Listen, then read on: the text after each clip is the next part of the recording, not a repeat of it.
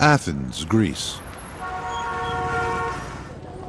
A city alive with commerce and culture. It is also a city of faith. Greek Orthodox faith, part of the great Eastern arm of Christianity.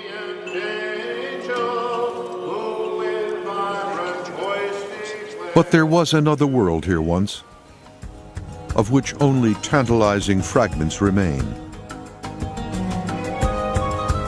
Those who reach back through time, both above ground and below, are in search of a world that was equally alive and equally devout, the world of the ancient Greeks.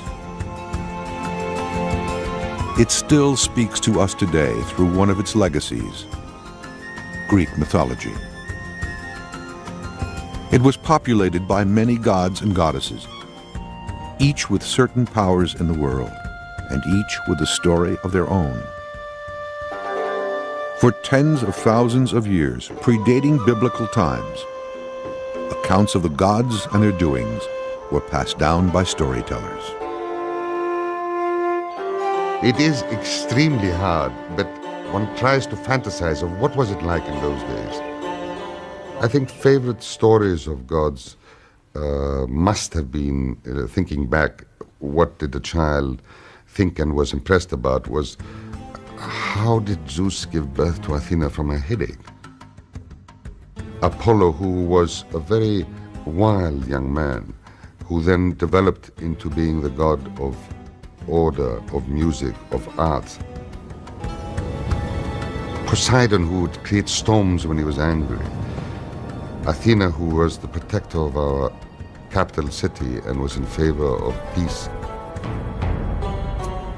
Presiding over all was Zeus, god of the sky, god of thunder. Zeus is a sky god, and you're in the domain of Zeus when you're out there in nature.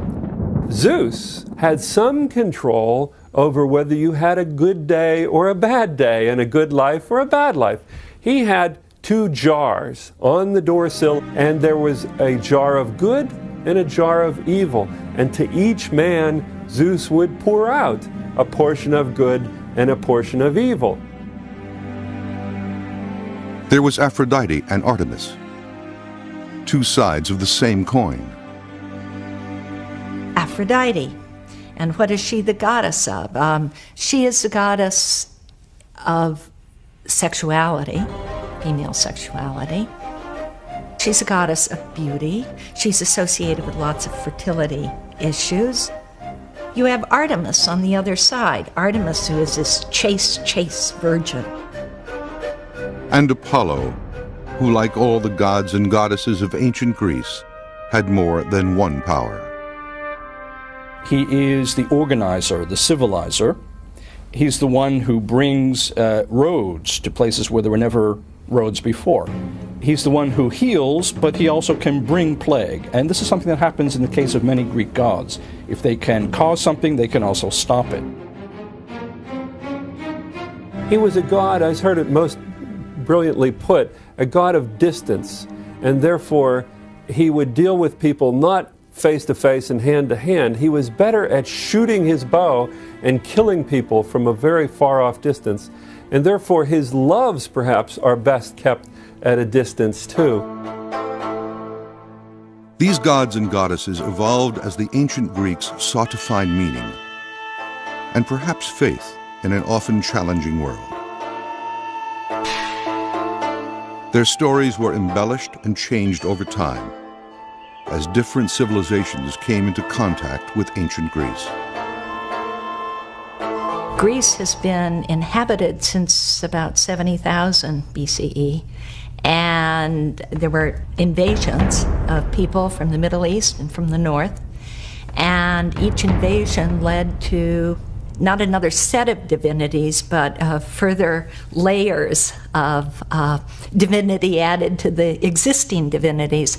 So Greek gods are a real amalgam of multiple cultures of the Middle East mostly. The Greek gods were of such diversity that they are unlike any many of the other gods from around the Mediterranean because they incorporated elements of a lot of different peoples around them. And they don't clearly match a lot of the other peoples, say, in Celtic or Italian religions. These stories were passed down through oral tradition, but sometime around 750 BC, they were collected, organized, and written down. Although scholars debate whether one author or many authors were involved in this effort, the popular belief is that there was just one, Homer. As far as we know, the real crystallization of Greek mythology was around the time of Homer, 750 BC. And with Homer, we find the creation of Greek mythology and the creation of the gods. Homer gave the Greeks their gods. Homer was effectively the closest thing the Greeks had to a Bible. In the beginning, Homer tells us, there was Okeanos, a spirit in the form of a great circular, endless river, flowing eternally back upon itself. There was another presence too, Tethys, sometimes called the first mother. When they finally mated, they began the line of descent which eventually produced the gods and goddesses of the ancient Greeks.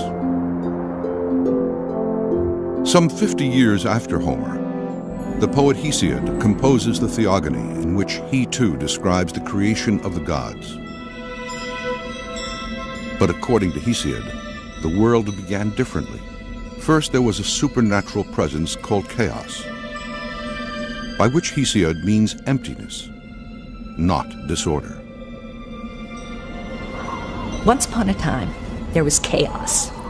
And after chaos, there was a goddess called Gaia, Earth. And Gaia slept with, married, mated Uranos, heavens. Uranos, however, did not want children.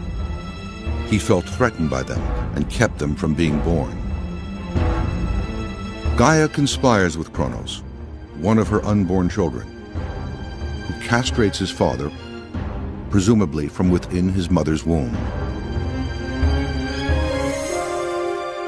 Uranos' severed genitals fall into the sea, from which a surprising entity emerges. Aphrodite, goddess of love.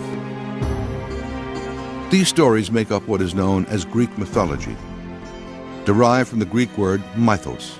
It implies something untrue. But for the ancient Greeks, these stories were a matter of faith. They helped explain how and why the world works as it does. Interestingly, love and war, or violence and sex, are deeply connected in Greek mythology, and not only in Greek mythology, but in a number of mythologies. Why are these two things deeply connected?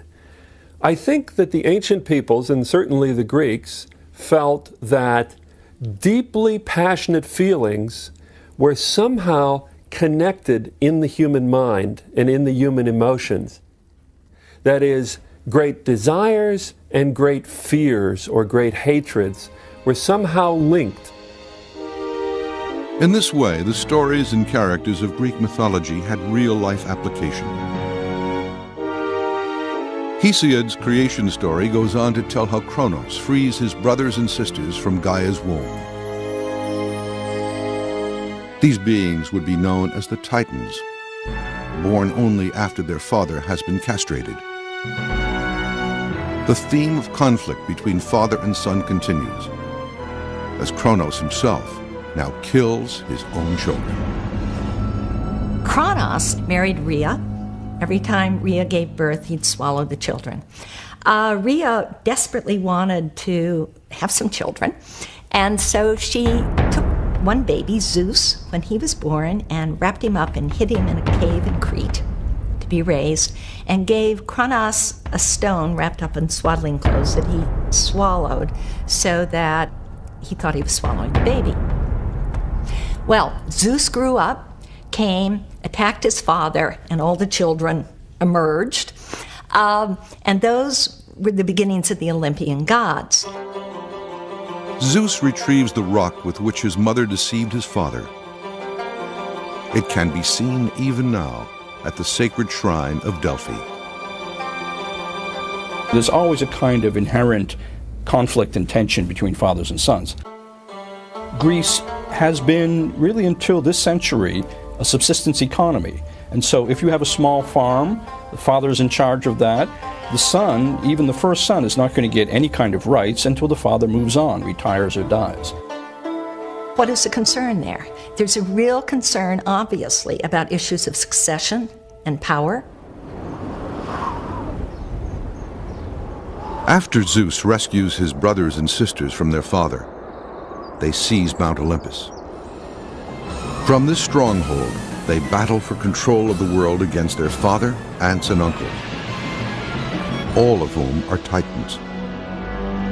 Finally, the gods and goddesses of Olympus prevail. They acknowledge Zeus, who is also god of the sky, as their king. But human beings have yet to appear on the scene.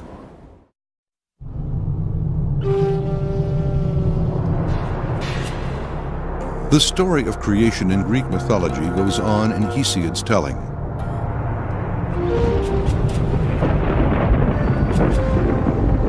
Generations of gods continue to struggle with one another, all before humanity's arrival in the cosmos. I think it says something very interesting about a culture, whether it considers its formative moments to be ones of conflict or ones of sort of unified production, peaceful production. I am overwhelmed each time I study or teach a course that deals with Greek mythology, how persistent these conflicts are. After triumphing over the Titans, the great god Zeus marries Metis, a Titan herself, and therefore his aunt. Eventually, they have a daughter who bursts fully grown and armed from his forehead. This is Athena, goddess of warriors. Other gods and goddesses enter the world, each with different functions. They all have, however, one thing in common, an attribute which sets them apart from virtually all other divinities in the ancient world. Their images are human. If you think of Egyptian religion, with its gods having animal heads, various animal bodies, or Near Eastern, Akkadian, Mesopotamian, Hittite religion, where you see divinities associated with lions and other fierce animals, the Greeks' decision to somehow represent the gods as being like Greeks is really an innovation. And we're not really sure where it came from. When you think about divinity, you're talking about the unknown. And you really can only talk about the unknown in terms of the known. In the Hebrew Bible, in Genesis, it says, God came down and he walked in the Garden of Eden in the cool of the evening. It's almost impossible to talk about divinities without doing something like that. Xenophanes said, if horses could draw, horses would draw their gods as horses. In Homer's telling, it is only after the gods and goddesses take up residence on Mount Olympus that the story of human beings begins to unfold. The Judeo-Christian account of the world's beginning culminates in God's creation of man, who was given dominion over all the other creatures on earth. However, the ancient Greeks believed the birth of humans is of little importance to the cosmos. Although the Greeks had a human-centered universe, their view of man was almost as an afterthought. He was a smaller creature in the universe, something certainly lesser than the gods. And therefore the creation of humans had to take a second or third place down the line in the Greek world of the cosmos and the Olympian deities. So why was the creation of man given such a small role in the creation of the universe? it could be that Greeks just assume that human beings were always around, that human beings are in fact so important that there was never a stage when they didn't exist. It's still something of a mystery. I like to think that Greek myth reflects a certain understanding by the Greeks of humans' place in the world, that humans are not the center of things, that there's a whole wealth of the created world into which humans have to fit. This is a great contrast with a number of other cultures and belief systems. As with the dawn of the gods, Greek mythology contains different tellings of the creation of man. In none of them are mankind's beginnings auspicious. We lived like ants in the ground, and we couldn't read, and we didn't know the seasons, and we didn't know the weather, and we couldn't think, and we couldn't hear. We were just despicable worms and worth despising. In Homer's version of the creation of humans, the god Prometheus forms the first man out of mud and breathes life into him. In Hesiod's telling, Zeus creates succeeding races of men: gold, silver, bronze, and iron. It seems that each race symbolizes differing aspects of the human condition. The first race of men is made of gold. Their lives are easy, their crops abundant. They literally feast with the gods.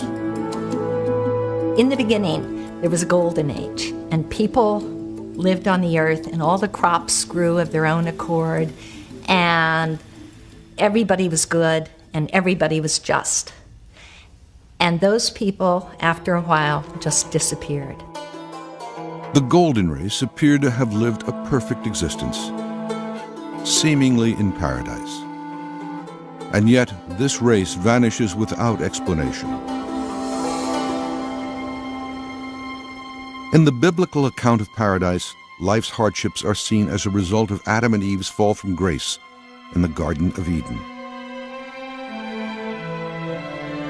For the golden race of men in Greek mythology, there is no such explanation for their disappearance. The reason for their fate remains a mystery. The Greek system, in which humans and their creation are not really a topic of concern, is so different from what you find in Genesis, where we have this focus on the creation of the first man. Of course, in Genesis, it's related to the further story, what happened after the first man and woman disobeyed God. In Greek myth, disobeying the gods is not such a big deal as it is in Genesis. So why doesn't Hesiod have an answer, or why doesn't Hesiod give an answer to why the golden race came to an end with the Judeo-Christian myth of the fall from the Garden of Eden? Because that clearly was the fault of Adam and Eve. And what that means is there is no really good explanation for why the world is so difficult now, why humans can't have an easy time. After the golden race becomes extinct, Zeus fashions men from silver. But this race is not very evolved. The Silver Age people were babies forever, and then they had this short period of maturity, and then they had a horrible old age. And they disappeared under the earth. They were more arrogant and did not worship the gods sufficiently. Next come men of bronze, who exterminate themselves through constant warfare. Eventually, the race of men who live today appears. They are said to be men of iron. So basically, this story of degeneration has moved to the present age, where actually it shows a balance in these various views of the important things in life for the Greeks, namely your attitudes to the gods and your attitudes towards warfare and fighting for your city-state, and how you can get along or not get along with each other. Interestingly, all these stories account for the creation of only half the human race, man. Woman is created as an affliction, punishment. And all because of a trick. The first woman was sent to the earth as a punishment to mankind. Now, this sounds incredibly misogynistic, and it was an incredibly misogynistic story on the part of Hesiod, who told this in 700 BC. But the story goes that one of the gods, Prometheus, tried to trick the master and king of all the cosmos, Zeus. Prometheus is a trickster god. He's a smart god. Prometheus means forethought. He killed a sheep, and he took the sheep, and he took all the good, wonderful meat, and he put it inside the disgusting belly. And he took all the bare bones, and he wrapped them up in the beautiful white shining fat, which is, of course, what burns in a sacrifice. And he presented these two bundles to Zeus, and he said, "You pick." Zeus knows he is being tricked by Prometheus, who represents humankind. In retaliation, Zeus punishes man by taking away fire. Prometheus, in return, steals the fire back and gives it to humanity. And by stealing and giving men this gift of fire, he was therefore punished indirectly by having a woman created who was given to human beings.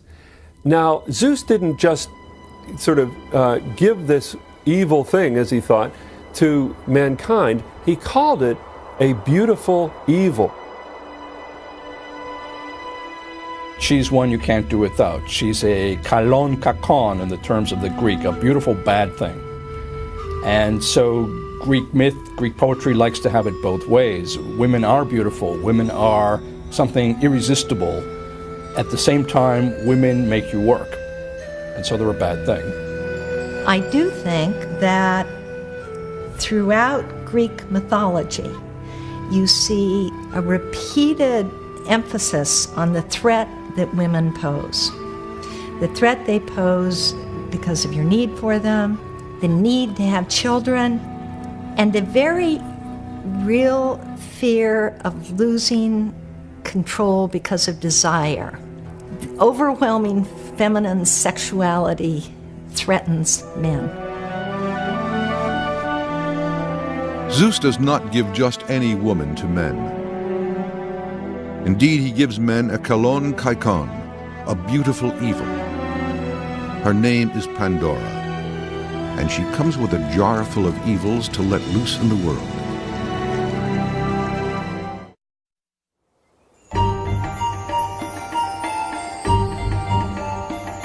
The first woman in Greek mythology is Pandora, and her story echoes that of Eve and the forbidden fruit in the Garden of Eden. Given a jar and told not to open it, Pandora does so anyway. And all the evils of the world are let loose. All sickness, pain, suffering, disease. Too late, she closes the jar, leaving only one thing behind: hope. But what is hope doing in Pandora's jar full of evils? Hope is there as an evil, which is, I think, fascinating. Hope is an evil because hope allows you to act with the sense that you can control the future.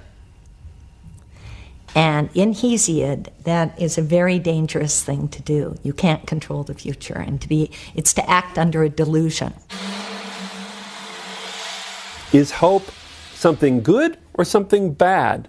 And the Greeks loved this kind of dilemma because hope could be good, could be bad, and so it was ambiguously left back in the jar for humans to use or to avoid. Pandora is perhaps the most prominent, but certainly not the only example of women being a source of evil in Greek mythology. Some scholars find a deeper meaning for this disparagement of women and point to Aphrodite, the goddess of love. If you look at the myths of Aphrodite, who is the most beautiful and the most sexually desirable thing ever, men are afraid of her. She sees a man, a human being, Anchises, on a hill outside of Troy, and she wants to sleep with him. And she goes to him, and he says, "You are too beautiful to be a human. You must be a goddess, and I don't want to sleep with you." And she says, "Oh no, I'm just a maiden from the neighborhood." They go to bed together, and when he wakes up, she's become her goddess self. And he's terrified. He's terrified he's going to be emasculated, that he'll lose his strength. In contrast, the ancient Greeks believed that Athena, a goddess without a sexual role, is a great force for good. Athena is the protector. Athena is the warrior divinity who leads the just defense war. She is the city goddess, and in many respects the most important divinity the Athenians have. And that might be true for many other cities where you have an acropolis with the Temple of Athena on top. And thus the world of Greek gods and goddesses is not merely a collection of colorful stories, but a window on an ancient civilization, its thoughts and its values. The kind of nonlinear thinking that you see in myths, the sort of narratives that leap all around, that introduce strange creatures, look a lot like dreams. And so the question, I think, is whether Greek myths are somehow the collective unconsciousness of Greek civilization at an early period. Whether conscious or unconscious, the gods are very much present in the everyday lives of ancient Greeks. In each of the mountains, in each of the plants, in each of the emotions they felt that there was a god in control behind this.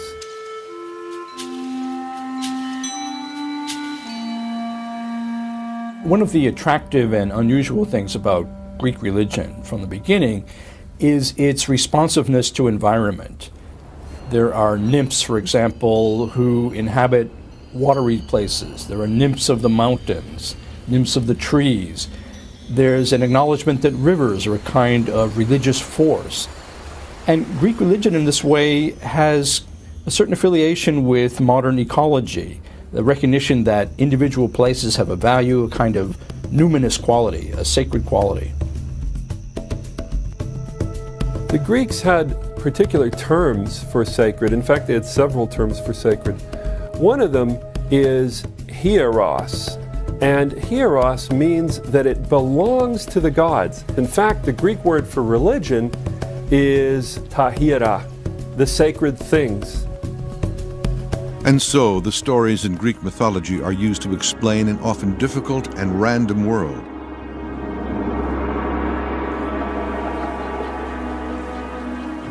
Winter is born when Persephone, daughter of the goddess Demeter, is kidnapped by the god Hades and taken to the underworld to be his bride. Demeter was horrendously upset to have lost her daughter and began searching the world looking for her daughter. Couldn't find her daughter, wept, cried, crops didn't grow, hence the gods weren't getting sacrificed. So finally, some gods went to Zeus and said, you've got to get Persephone back so her mother makes the crops grow so we get our sacrifices and all the people don't die. Eventually, Persephone is allowed to return to her mother on one condition. Each year, Persephone must spend 3 months with Hades. It is during this time that her mother, Demeter, goddess of agriculture, is inconsolable. And thus, each year, the fields lie barren in the cold of winter. And thus, life's larger hardships were explained. Personal difficulties, however, were often explained by some offense to the gods. Those who offended the gods were punished, not by some earthly authority, but by the gods themselves.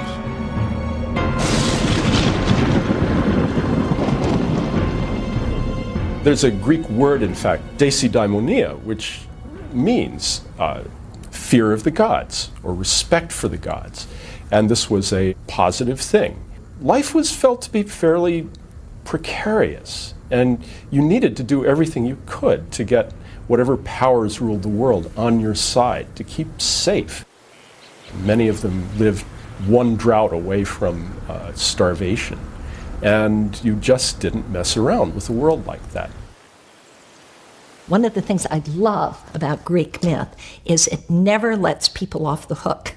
It never says, this happened because the gods made it happen. It's our fault if we can just understand why. It's sort of a difficult world to exist in. In a difficult world, people often look for a hero, someone to bring deliverance from a life seemingly filled with adversity. Some believe a child born of a Greek god and an earthly woman prefigures the appearance of Christ. Was this destined to happen?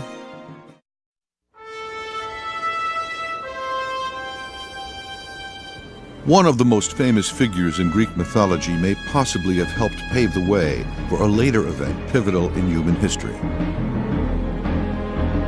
Heracles, better known to us as Hercules, is born because the great god Zeus lusted for a beautiful mortal woman. She, however, is a faithful wife. Zeus takes on the appearance of her husband and manages to have her. The outrage is compounded by the fact that Zeus himself is married to one of his sisters, Hera. The notion that the gods are not always ethical, not always honest, is also one that makes sense when you think about it. And the Greeks seem to have been comfortable with it for many centuries. It makes sense because if the gods are humans, but better off somehow, more strong, more powerful, immortal, they never have to take the consequences of anything they do, whereas humans do. The burden of acting ethically, of thinking about consequences, falls on human beings, not on gods. Hera is unable to vent her anger upon Zeus. In a move entirely characteristic of a Greek god, she turns her wrath on the child born from her husband's infidelity. Heracles is perhaps the most famous Greek hero, a figure particularly important in Greek mythology. Even in his infancy, Heracles is endowed with extraordinary strength. Hera sends deadly serpents to his cradle, and Heracles strangles them both. Many of the Greek heroes did in fact have one divine parent and one mortal parent. More generally, a hero was a man of more than normal strength, who was somehow marked out for a life of achievement, but also a life of enormous difficulty. They were very difficult to integrate into society precisely because of their great capacities. The vengeful Hera continues to pursue her husband's illegitimate son throughout his life, periodically driving him into fits of anger and madness. Deeply regretting the murders and other crimes he commits during these fits, Heracles undertakes great tasks of repentance, often the killing of tyrants and monsters. At the end of his life, Heracles is granted immortality and taken by his father Zeus to live with him on Mount Olympus.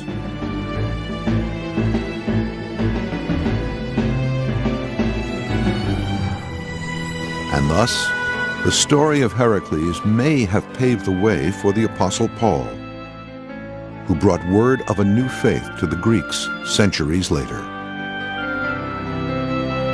They had a story of a son of God, Heracles, who suffered and died and then went through an apotheosis, himself went up to Olympus.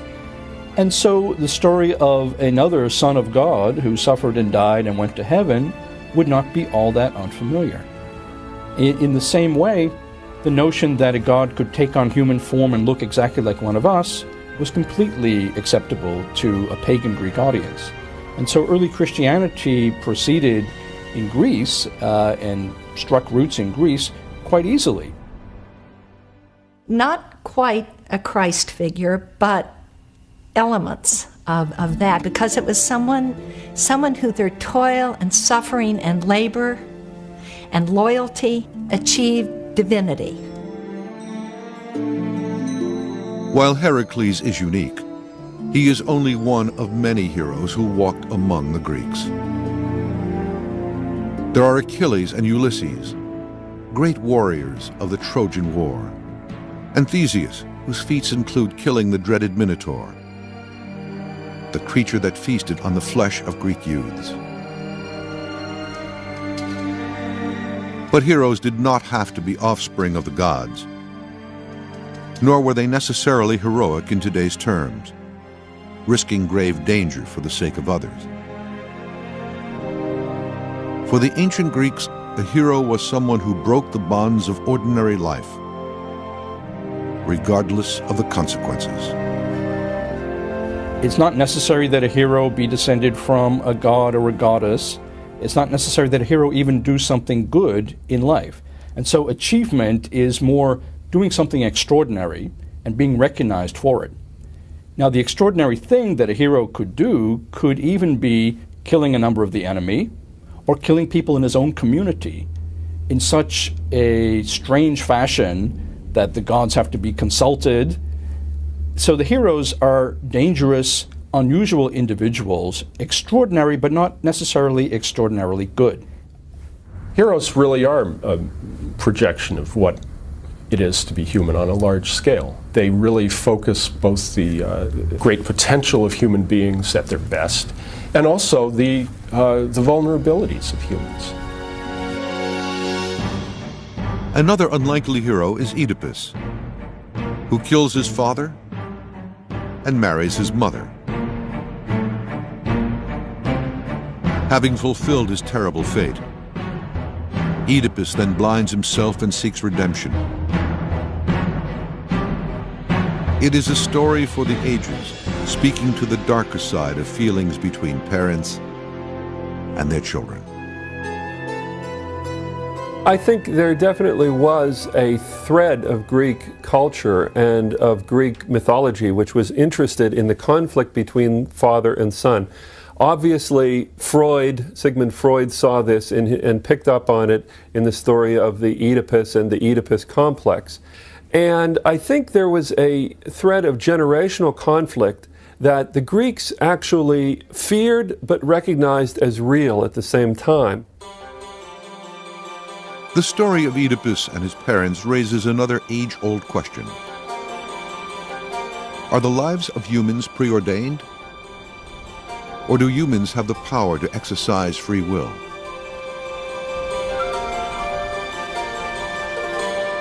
Oedipus is someone who, for no reason ever given, has this fate that he will kill his father and marry his mother. When Oedipus has realized that he is not the son of the king of Corinth, as he thought he was, he says, I count myself the child of chance. And by chance, he means something very random. There is no plan. By the end of the play, it's turned out that everything he has ever done has fit into a plan. And that if he is the child of chance, it's chance in the sense that closely allied to fate. He, Oedipus, the man, made choices. When he learned he was going to kill his father and marry his mother, he fled his home, not knowing he was adopted. And of course meets his father on the road and kills him and arrives in the city and marries his mother.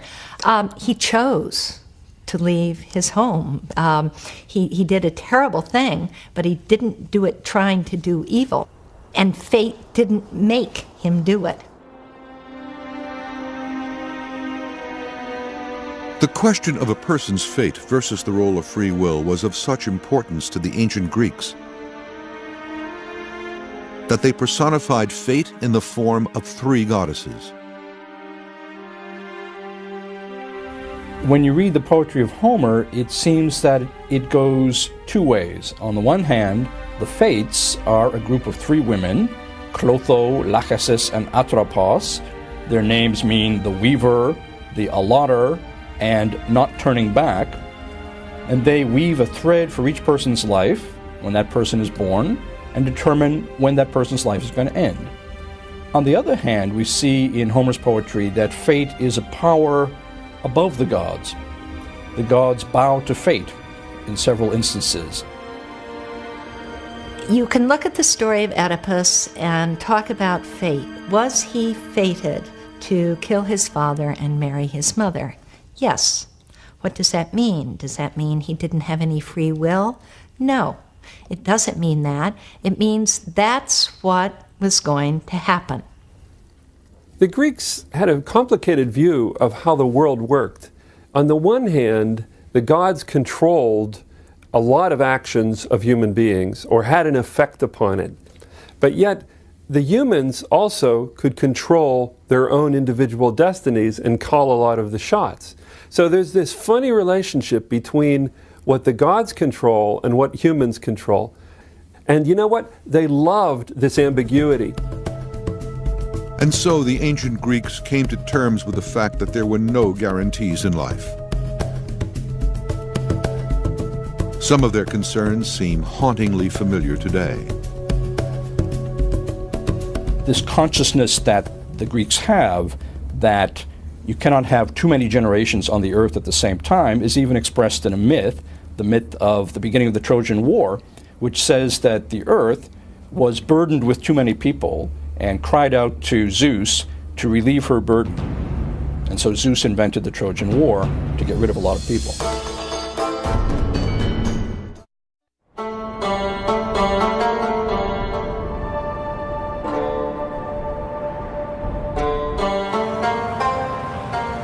The stories of the gods and goddesses of ancient Greece are eternal. They still speak to us today.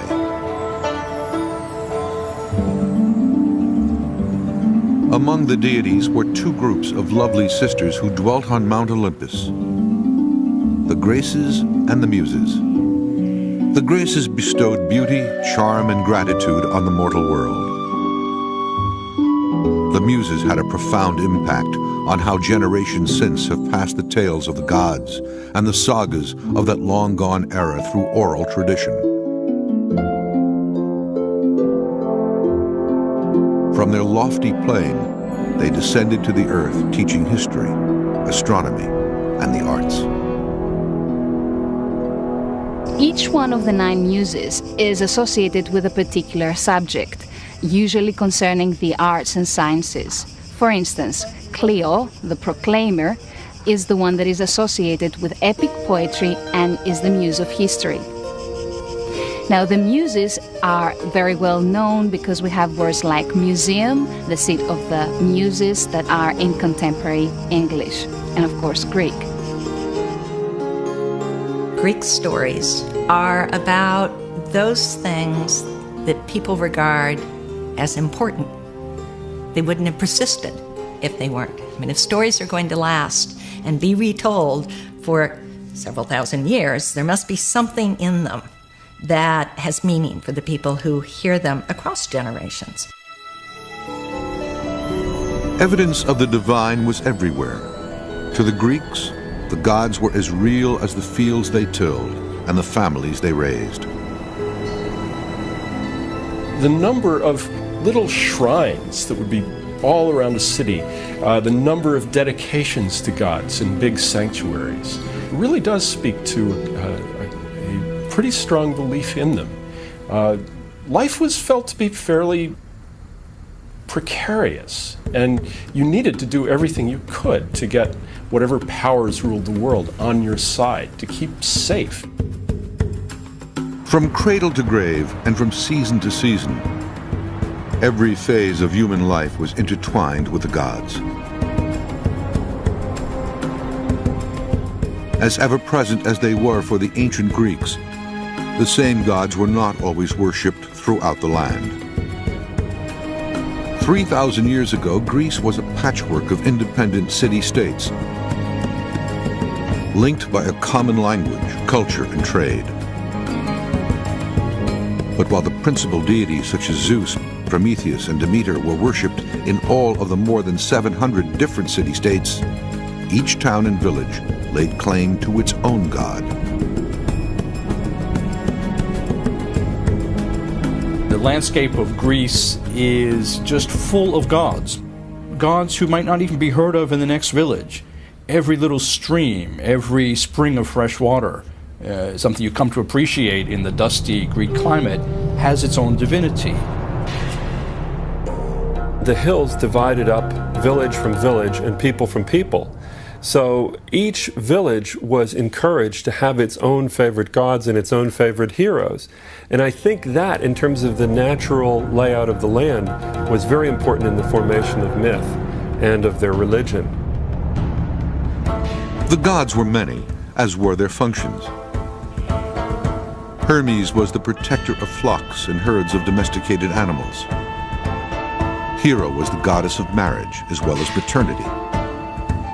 Eros prevailed over matters of love. Hephaestus was the god of fire and volcanoes. Poseidon ruled over the sea. There was Pan, part human and part goat. He was recognized as the shepherd's god. And there was Artemis, protector of nature and the young. Artemis is associated with young, blooming nature, with young animals. But Artemis is also associated with the initiation of young women. So there's a continuum in Greek thinking between what happens in the natural world and what happens in what we would identify as a very different human social sphere. To Greek mythological thinking, these are all part of the same phenomenon. And that's why Artemis can be the huntress, the one who's associated with the wild, but also the one who tames young girls. Of all the deities that influenced human life, Demeter was one of the most important. Celebrated once every 5 years, she was the goddess of corn and crops. Greeks looked at and lived with their landscape for an awfully long time and developed stories by watching nature and by living with it. And the worship of a kind of earth goddess who protected the earth and saw to the welfare of the crops and withheld the crops if people didn't behave themselves. All of that was part of the Greek view of the cycle of nature. The relationship between man and the divine was not simple. However, theirs was an uneasy alliance. Though the gods were powerful and immortal, they were not beyond human questioning. The ancient Greeks often criticized the immoral behavior of the gods. They could act in excess. Each one had passions, had made mistakes, but the mortals had to respect their own boundaries. This is the main difference between gods and mortals. Gods could do anything they liked, do as they please.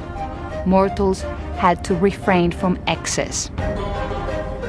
Greek gods and goddesses are facets of what could become of a deadly passion. What could happen to mortals if they really step over a boundary? Now, we might think of criticizing the gods as a kind of blasphemy, but in fact, it reinforces the notion that the gods do exist. And I think what was really being criticized were other Greeks' attitudes about the gods. Something that's very hard for us to understand is that the Greeks could play with their notions of gods.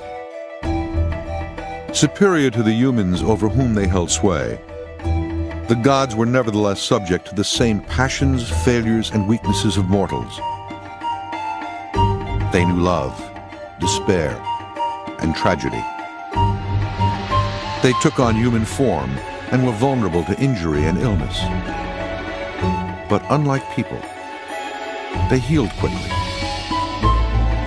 Of course, they weren't just humans. They were different from humans in many ways. They, first of all, obviously never died. Secondly, they had incredible powers of strength and knowledge. But the reason why they're in human form is that the Greeks had tremendous pride in the human form. the Greeks had such high value for the perfection of human intelligence and physicality that they could not imagine a more perfect form to attribute to the gods. This notion that the gods are humans plus seems to have answered a very deep need in the Greeks. It's a sort of fantasy of overcoming all the weaknesses that make us humans what we are.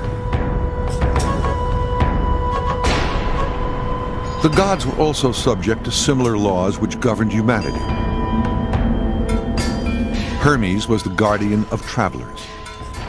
When he cleared a pathway by killing the 100-eyed monster called Argos, he had to stand trial for the deed. Well, he's a god, but he's polluted. And so he had to stand trial. And the way the gods all cast their votes was by putting a stone at his foot, which made a stone heap, which is called a herm. Though the gods were not perfect, they were not powers to be trifled with. What you did need to do was be careful not to offend the gods, not to set yourself up as the gods' equal, not to be arrogant in that way, because that was inviting disaster, not from any other humans, but from the gods themselves. There's the story of Salmonos, who had himself driven around on a cart, banging on shields or some noise-making implement, saying that he was Zeus and trying to imitate Zeus's thunder, and he was promptly dispatched with a thunderbolt. I think everybody believed that somebody really powerful had to be in charge of lightning, and the obvious candidate was Zeus. Zeus was a weather god, primarily. In fact, when it rained, you said, Zeus is raining. You didn't say, it's raining. And so lightning, just this powerful, strange thing that can kill you, obviously had to be under the control of someone like Zeus. In Athens, the people also worshipped a god with no name, one who was simply referred to as the unknown god. The shrine to the unknown god was probably the Athenians' way, in their own religious system, of covering their bets. Just in case there was a god out there that they hadn't managed to worship, a god that might do something to them, they had a shrine to the unknown god. The Greeks rationalized the world around them. Philosophy and intellectual thought flourished, most of all in Athens. It was here that Athena presided in noble splendor over the people, goddess of war and patron of the arts. She was honored in the form of a gold, ebony, and ivory statue at the Parthenon. It was believed that her symbolic presence would make the city invincible to attack. Thousands came to pay tribute to her here, in one of the finest buildings ever constructed. But of all the sacred places in ancient Greece, few approached the significance of a tree-lined valley of unsurpassed beauty and strange power. For it was here that the Greeks came to learn of their future.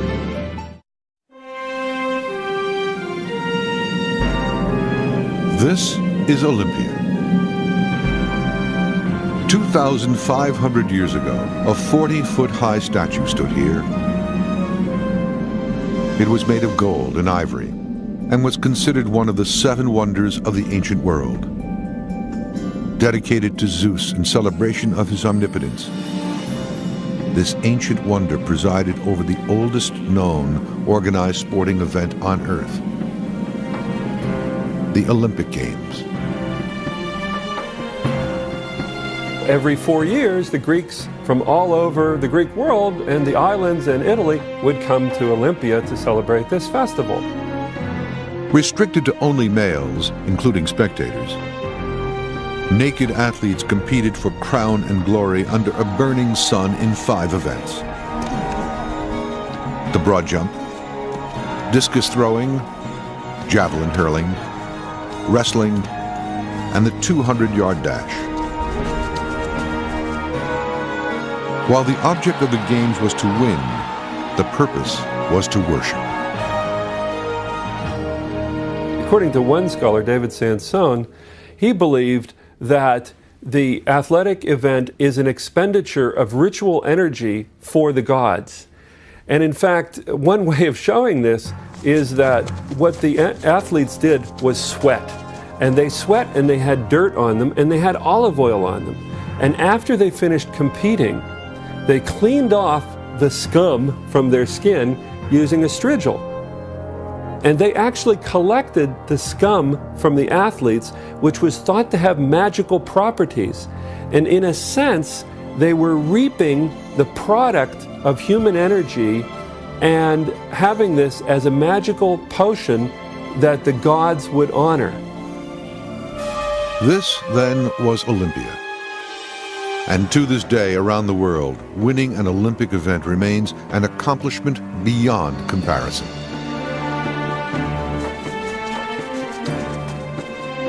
When I had the luck to win the Olympic Games and come first, my country hadn't had a first place in any Olympics for over 50 years. All this was very exciting for a young person.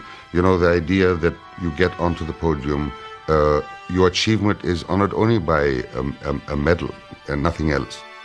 You hear the national anthem of your country, you see the Greek flag going up. These things remain in your mind, and I've often said that that is the greatest feeling in my life, other than getting engaged to my wife. Another site central to the ancient Greeks is Delphi. Mystical and mysterious, Delphi is perhaps best known as the place where a famous oracle resided. Also known as the Oracle of Apollo, she provided clues to those who sought insight into the future. The Oracle of Apollo was a priestess who was named the Pythia. People would come from all over the known world to seek the advice of this priestess for important questions, often affairs of state, political questions, and direction. Unfortunately, the oracle spoke in a language no one could understand. Her pronouncements on the future had to be translated by a prophet. But even then, her prophecies were often obscure. There's one famous ambiguous answer in which a great king asks the oracle, "Should I go to war?" And the oracle says, "If you go to war, you will destroy a great kingdom." And so the guy goes to war, and of course, his kingdom is the great one destroyed, and he should have read that the right way. The oracle always gives you a kind of question in return, a puzzle, an enigma that you have to answer. Humans are born, and they grow up and they make a choice to do this and to do that. At any point in their life, they could go to Delphi and hear an oracle like, "Beware of the sea because it will kill you." And you spend your whole life avoiding the sea so that you won't get killed. Then one day, you're in an aquarium and a tank bursts and you drowned in this seawater, in this saltwater aquarium, or something more sensible than that. Did fate make that happen? No, it's just the God knew the future and could say that it was going to happen. Delphi was also the place where a son of Zeus presided. His name was Apollo. In addition to presiding over Delphi, Apollo had other responsibilities. He was the god associated with sexuality and love.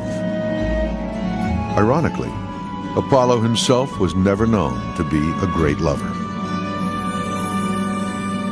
Apollo is beautiful. He's the most beautiful male, as Aphrodite's the most beautiful female.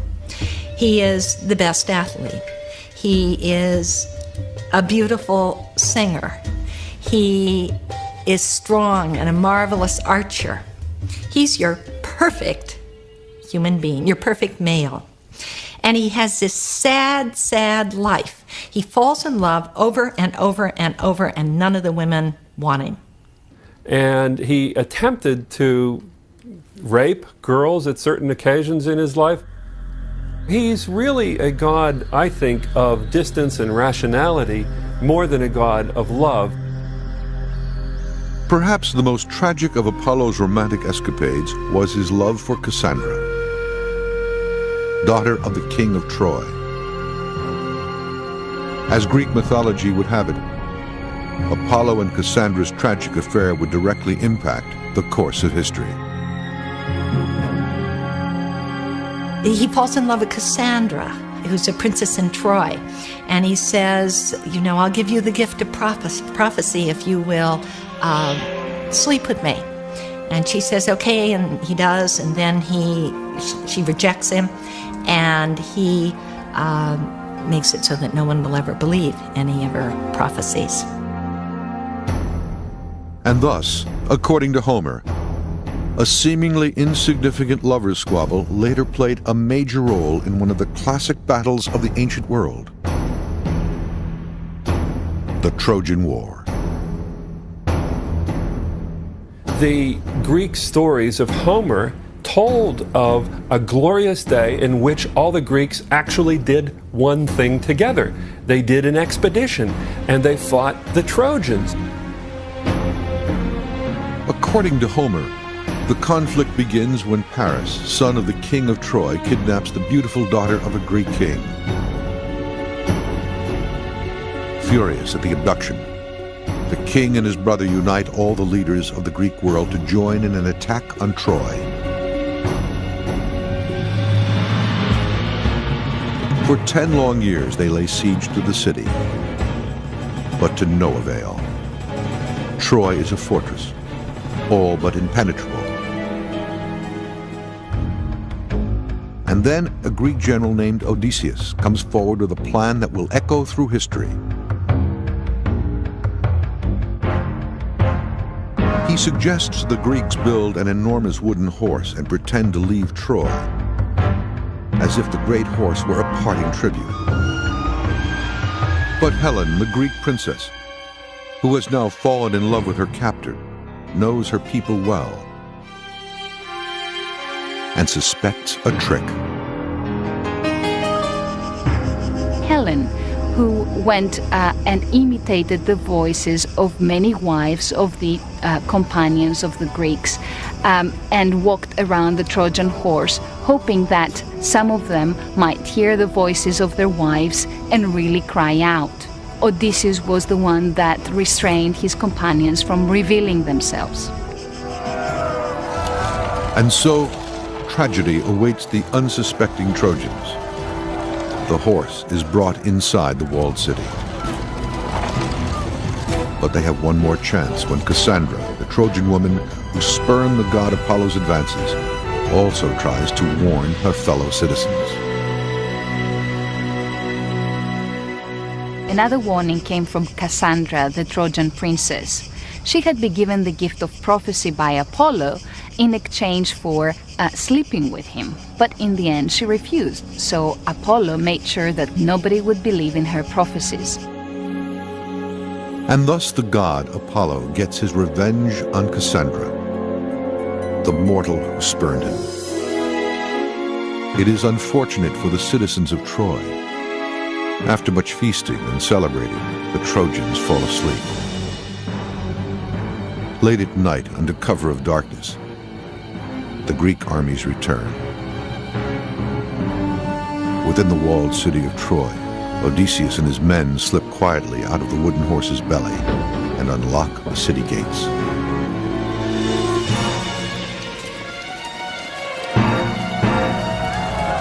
The Greeks storm through the now open gates and lay waste to the city.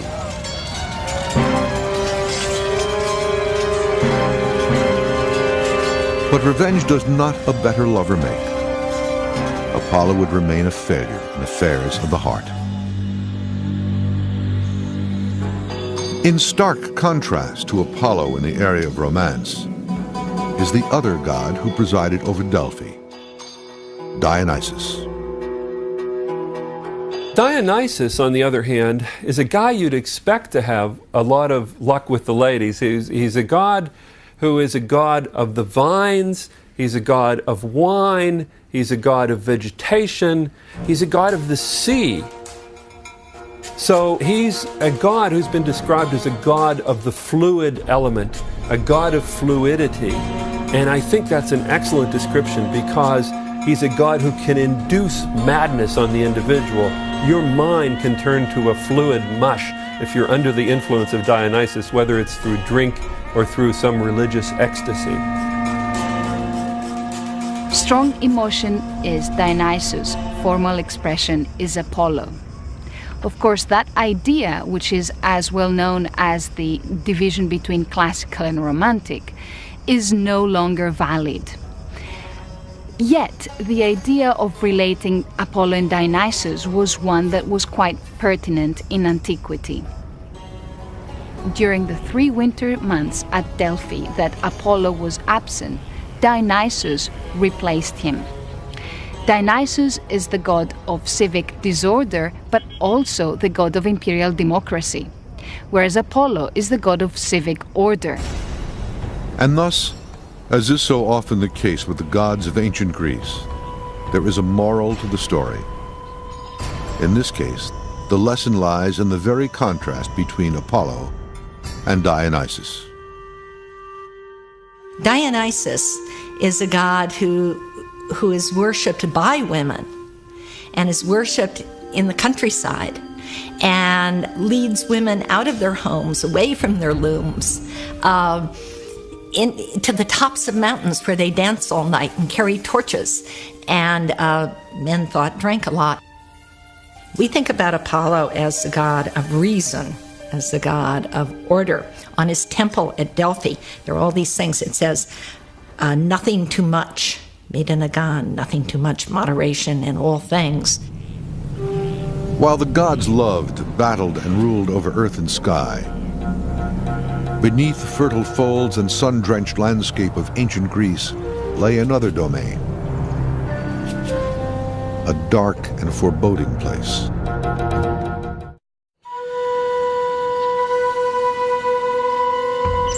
When the Greeks of ancient times died, they were either buried or cremated.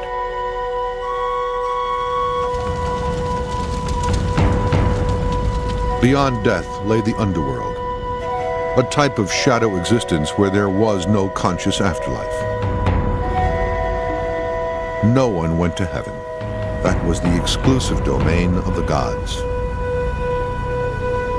After death, we have a soul, according to the Greeks, which is called psyche, which goes fluttering off like a shadow of smoke into the underworld.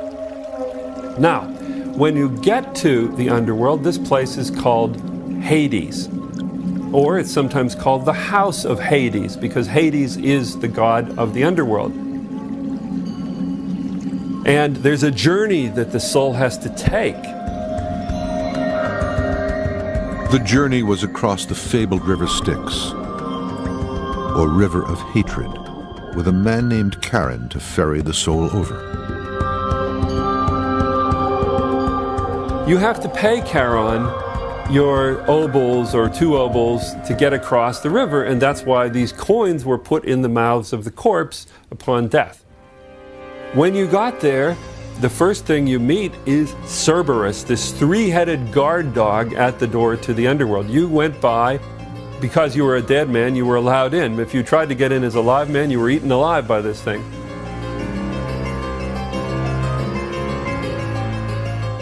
In Homer's telling, Hades is a grim and dreadful place. It is so bleak, no temple for Hades exists anywhere.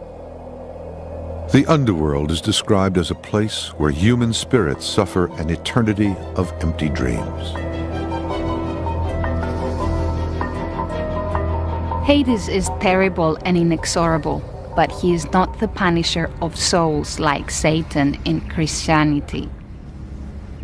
Psyche in Greek means breath, comes from a verb psychein, which is to breathe. Now, when someone dies, he no longer breathes. Psyche has really been translated as soul. Now, psyches in the underworld have no consciousness. There are two levels to the underworld. The first, called Erebus, is where the human soul passes immediately after death. The second is a deeper and more terrible place called Tartarus. Those unrepentant and violent souls who have offended the gods are banished to dreaded Tartarus.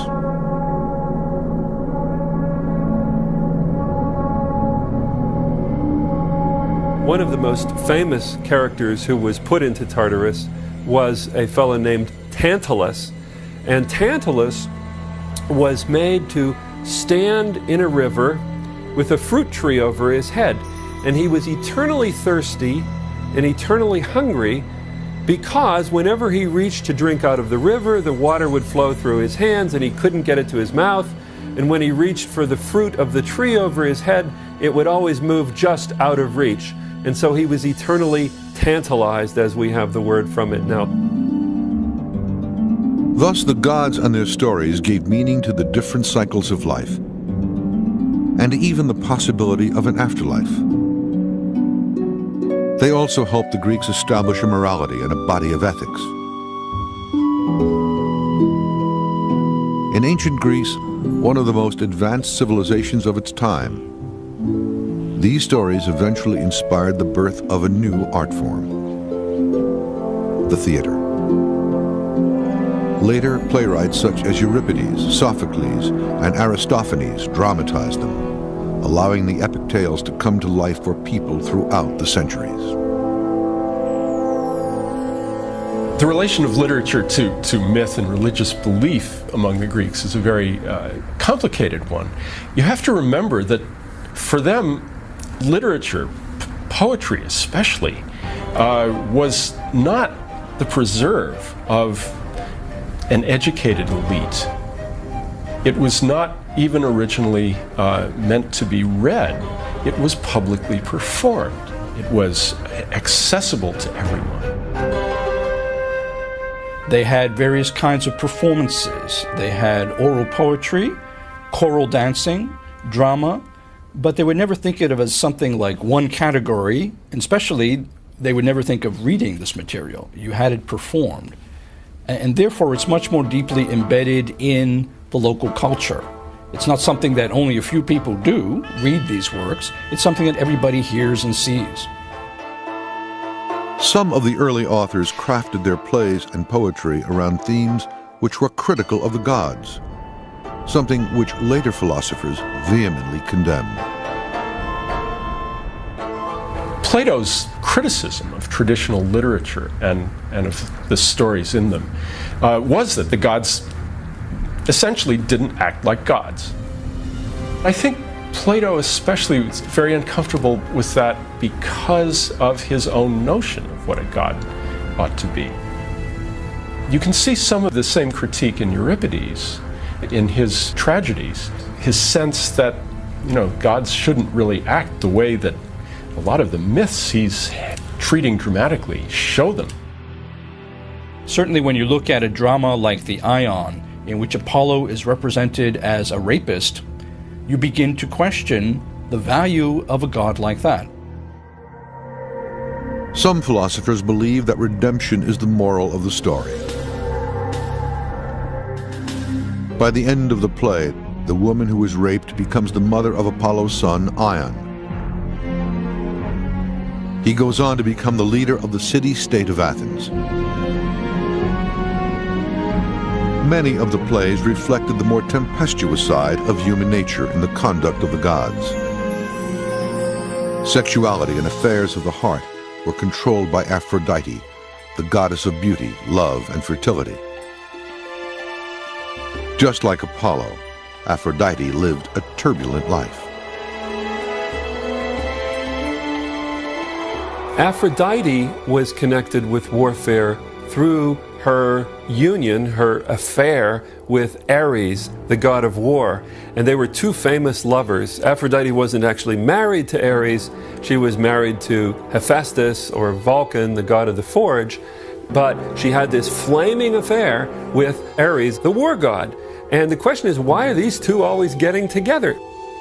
It's the fury of their mutual passions which made them two gods that were beyond the control of all the other gods. And as the saying goes, you know, that every lover is a soldier on a campaign. Thus, early Greek writings conveyed life's everyday lessons. And yet, some of the works reflected a blatantly sexist attitude towards women. One example is the story of Hippolytus. He despised women, he despised female sexuality, he was chaste, pure. We'd send him to a psychiatrist, but pure as the snow. His stepmother's nurse, handmaid, went to Hippolytus and told Hippolytus that his stepmother was in love with him. Hippolytus was appalled. He was horrified. When Greek men got together at the drinking parties, at the symposia, we know that they told stories, that they produced poetry, which made fun of women. In early Greek culture, women were seen as consumers of men's effort. The man had to farm, the woman simply consumed the effort, stayed at home, cooked, and was always on the man's back. And there's a strong misogynistic strain in Greek literature all the way through the 5th and the 4th century. And so, great dramas and comedies unfolded in amphitheaters throughout the land, with all male casts playing the roles of gods as well as goddesses, mortal men as well as women. But the Greeks were not the only ones absorbed by stories of deities and heroes. Others were watching too. Far to the west, across the Mediterranean, a great new empire was being born.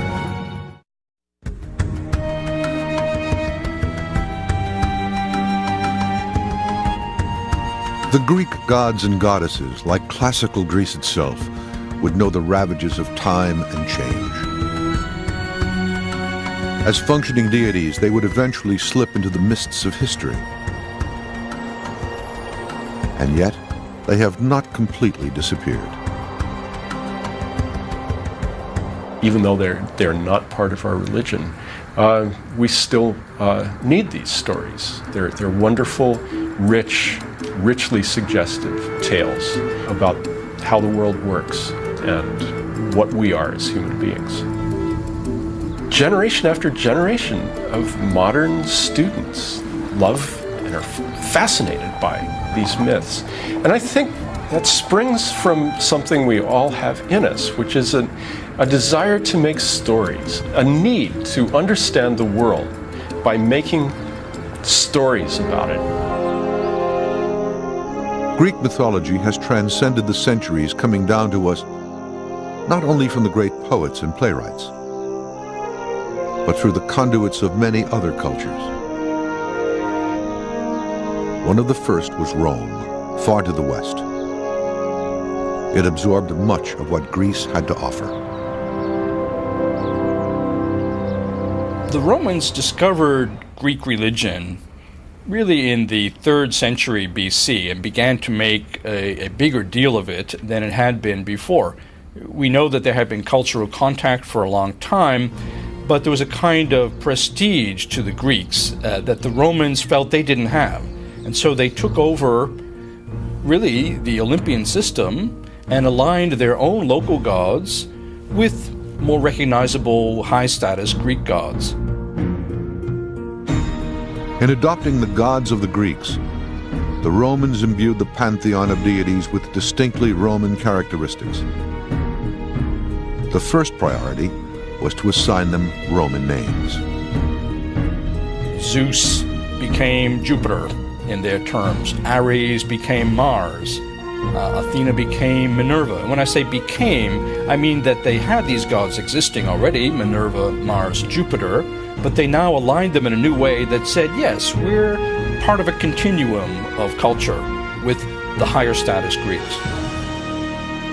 Other gods adopted by the Romans included Hera, who became known as Juno.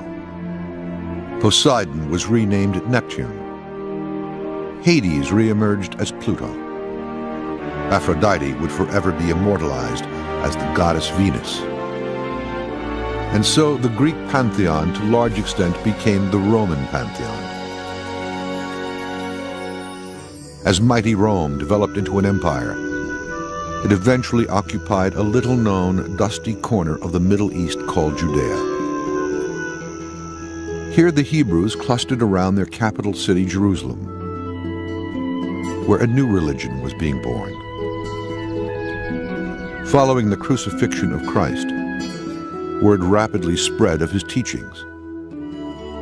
Even Christianity found connections in Greek and Roman philosophies, particularly through the apostle Paul. We know that Paul was educated in Greco-Roman terms. He quotes Euripides at least several times in his epistles. Later on, notions that had developed in Platonism especially became crucial in the ways in which early Christians tried to make their religion more understandable to a highly educated class in the Greco-Roman world. In the Orthodox Church, even today, the Greek Christian Church, you still see some of the mysticism that you can identify in the works of Plato in the 4th century BC. The Christian belief that Jesus was the Son of God, yet born of a mortal woman, also resonated with the early Greeks. Because Greek religion was completely comfortable with the notion of gods interacting with human women, I think it helped in the spread of Christianity at an early period that a narrative like that was at its core. And so we'll never know cause and effect, and I certainly don't want to attribute early Christianity wholly to the Greeks, but it helped that the groundwork was laid. Despite the enormous cast of divinities that ruled over the Greeks, just a few centuries before Christ was born, a new idea sprang up among the people: the notion of the existence of only one true God. The Greek world shifted towards monotheism, I would say, sometime around the 400s and 300s BC, with the advent of philosophy. And philosophers like Plato and Aristotle, who were skeptical of the Greek religion the way it was written in mythology, but they did believe in some supreme force, some supreme all-good, all-knowing kind of power. This movement toward monotheism in ancient Greece did not go unnoticed by the Apostle Paul. One day in Athens, Paul found himself addressing Greek citizens from atop the Areopagus, a hill that was a meeting place for a council of noblemen.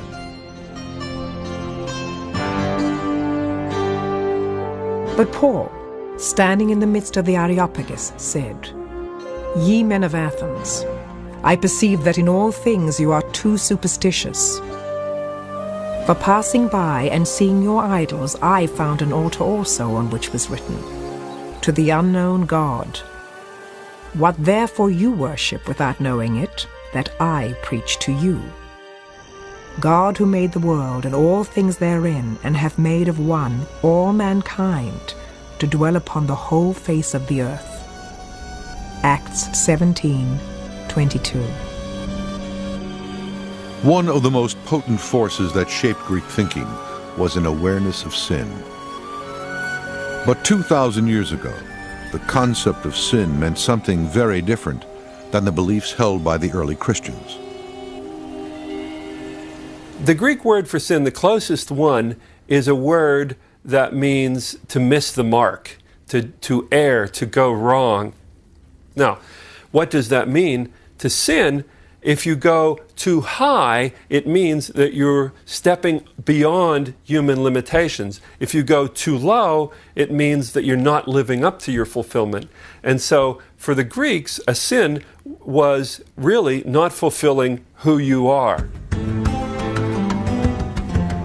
Though separated from us by untold millennia, the great pageantry of gods, goddesses, and heroes, of muses, fates, and graces, of soaring accomplishments and bitter defeats, is as significant today as it was to the ancient Greeks.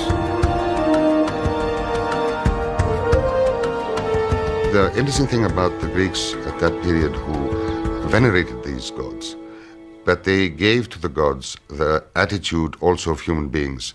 There was the fighting, there was the jealousy, there was the adultery, there was the happiness, there was the truth, there was the peace. There were all the things that were going on in everyday's life of the human beings was also associated with the gods. And I think that is part of the reason why these things have survived all these centuries in the minds of people and identified in the way the Greeks think even today. Greek myths is a whole body of narratives. Say something very complicated about the world. They speak to a kind of optimism and a kind of pessimism at the same time. Greek myth as a whole really does tell us through a lot of exemplary stories, a lot of different things about the nature of reality and the nature of life, what's important, what we ought to care about. One of the major lessons is that to read any of these stories, which are timeless treatments of big human questions of personal morality versus the morality of the state and laws that are imposed, and how do you negotiate these very difficult questions of the best behavior as a citizen in the state, those are addressed by Greek myths and by Greek legends. And you are left with this feeling that we don't know really what these gods are or who they are. But you know, we know there's some force out there. There's some huge force that's controlling our lives, and that we have to keep an open mind to what that force is doing. That's why the Greeks can speak across 3,000 years of history and tell us some questions, if not the answers, to some of the most perturbing eternal questions in the world. There was another world here once, and the gods and goddesses and people who lived here still haunt the landscape. Their stories still travel across time. As long as people seek a deeper understanding of themselves and their world, ancient Greece lives on. All ye other gods of this great place, grant to me that I be made beautiful in my soul within, and grant that all my external possessions be in peaceful harmony with my inner man, with myself. Plato.